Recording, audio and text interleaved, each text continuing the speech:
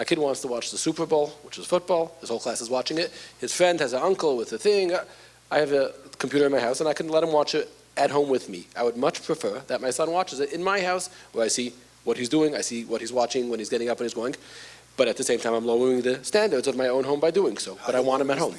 Because we don't use the internet for football. We use the internet for the bank. We use the internet for yeshiva. You're not connected. So the question is, should I make an exception and bring and do it by me, but then he's by me in the house? Which is a similar question. I think you probably could do it by renting the device just for one night and bringing his friends over, which people come to me about it. If you could do what what's it called, that whole mahalach of having a Super Bowl, making from it a ganze kviyas, and the child is going to need to do one of the two. Or you could send them to another house where there's going to be hoilulus and they're going to be looking at inappropriate things during the intermission. And in your house, you could arrange that they'll be doing something mili de kedusha during the intermission, a Mishnah Yomis or a Mishnah Brura Yomis, and we'll do. No, people do that. People do that. So why not? America's a very good place. I didn't know that. It's marvel. What should we do? There are people that get the child not to watch it is not Baba Cheshbon. I would also add on to what the Rebbe is saying. I don't hear that you're lowering the standard of your house by lahedja bringing it in on a one-night basis. Not your device. Just bring an outside device just for tonight. We're going to watch as a family. You want to bring some friends, and we're going to watch it. Now, do I condone watching the Super Bowl? That's not my state. That's not what I'm saying. I'm saying here's a child that needs to watch the Super Bowl. It's too late. He needs to watch it.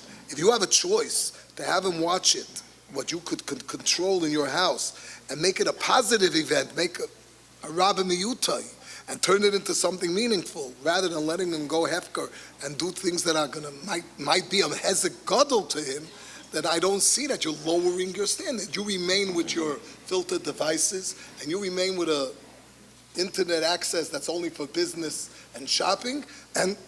But tonight, because Eis Lashem, we're going to lower the standard. We're not lowering our standards, but we're going to do something that's. I don't know that's a dilemma. The dilemma is that the child wants it, but if he wants it, you got to give it to him in a way that's least harmful to his Yiddishkeit. I would also be very, very. I would be aware of teaching a kid that he does averas by other people's houses. Or else you don't know averas. If you want to do avera, do it somewhere else. That's a subliminal message that you're sending to a child when you send him to watch a problem. He doesn't want to lower the standard of his. No, I understand. But the question is, what the other side of the equation is that you're telling the kid that we don't do averas by us, but you can do it by somebody else. That's creating a long-term pattern that could be very dangerous. So either if it's such an avera that he can't do by you or somebody else, then he can't do it. And we go back to the mainstream trial that the Rebbe spoke about, that you could say no.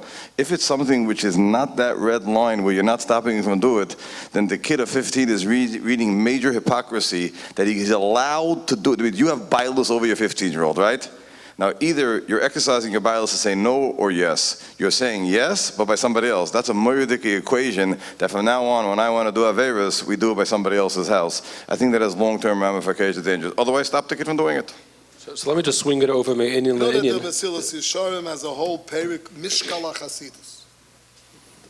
There's a mishkal in everything. You have to have a mishkal. You know, did we have these problems 100 years ago? No. But today, in today's day and age, this will come up, and you have to know how to weigh. And it's l'chayra, what they call in English a no-brainer.